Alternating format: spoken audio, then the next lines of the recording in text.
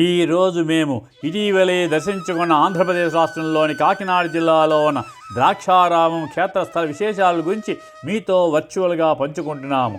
ఇది అత్యంత ప్రాచీన చారిత్రాత్మక ప్రాధాన్యం కలిగిన పవిత్ర స్థలము. త్రిలింగ క్షేత్రాల్లో ఒకటిగా, అష్టాదశ శక్తిపీఠాల్లో ఒకటిగా మరియు పంచారామ క్షేత్రాల్లో ప్రధానమైనదిగా విరాజులుతున్న ఈ పుణ్యక్షేత్రము ఆధ్యాత్మికతతో భక్తులను ఆకర్షిస్తోంది. ఈ మహిమాన్విత క్షేత్ర విశిష్టతను గురించి తెలుసుకుందాం రండి. ఇక్కడ ప్రధాన దైవం భీమేశ్వర స్వామి. ఆయన 14 అడుగుల ఎత్తుగల భారీ స్ఫటిక లింగము. ఈ లింగం పైభాగము తెలుపు రంగులో ఉండి అర్ధనారీశ్వరీ తత్వాన్ని సూచిస్తోంది. చాళుక్య రాజైన భీముడు ద్రాక్షారామం ఆలయాన్ని నిర్మించడంతో దీన్ని భీమేశ్వరాలయంగా పిలుస్తారు. ప్రవేశ ద్వారం వద్ద నృత్య గణపతి విగ్రహం ఉంది. సూర్యకిరణాలు శివలింగంపై పడడం ఇక్కడ చూడవచ్చు. గర్భగుడి పై అంతస్తుకు మెట్లు ఉన్నాయి. ఇక్కడ చిన్న ఆలయాలు కూడా ఉన్నాయి. పంచారామ క్షేత్రము. శివుడు త్రిపురాసుని సంహరించినప్పుడు శివలింగం 5 భాగాలుగా విడిపోయి 5 ప్రదేశాల్లో ప్రతిష్ఠింపబడింది. ఆ ప్రదేశాలే పంచారామాలు. ద్రాక్షారామం వాటిలో ఒకటి.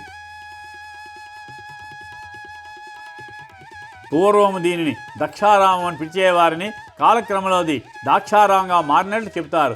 ఈ క్షేత్రానికి దక్షిణ కాశీగా, వ్యాస కాశీగా, అష్టాదశ శక్తిపీఠాల్లో ద్వాదశపీఠంగా గుర్తింపు ఉంది.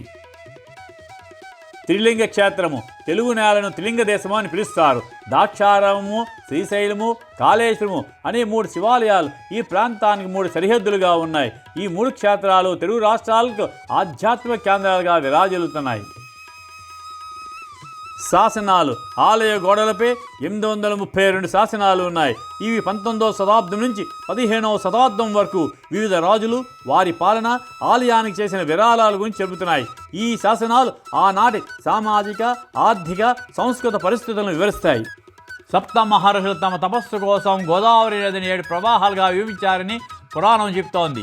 ఈ ప్రవాహాల్లో 3 భారద్వాజ, విశ్వామిత్ర మరియు జమదగ్ని భూగర్భంలోకి వెళ్ళి తర్వాత ఈ చెరువు వద్ద కలిశాయి.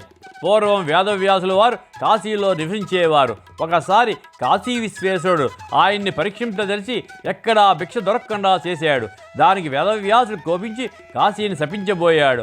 అప్పుడు అన్నపూర్ణాదేవి ఆయనకి భిక్ష పెట్టి ద్రాక్షారామానికి వెళ్ళి భీమేశ్వరుని సేవించమని చెప్పింది. వ్యాసుడు తన 300 మంది శిష్యులను వెంటబెట్టుకుని ద్రాక్షారామం వచ్చి అక్కడ నివసించాడు. దీనికి గుర్తుగా ఆలయంలో ఒక స్తంభంపై వ్యాసుడి విగ్రహం చెక్కబడింది. మనము అచంచలమైన భక్తితో ఆ శివుణ్ణి పూజిస్తే పాపాలు తొలగిపోయి జీవితంలో అనేక మార్పులు వస్తాయి. జనన మరణ చక్రం నుండి విముక్తి లభిస్తుంది.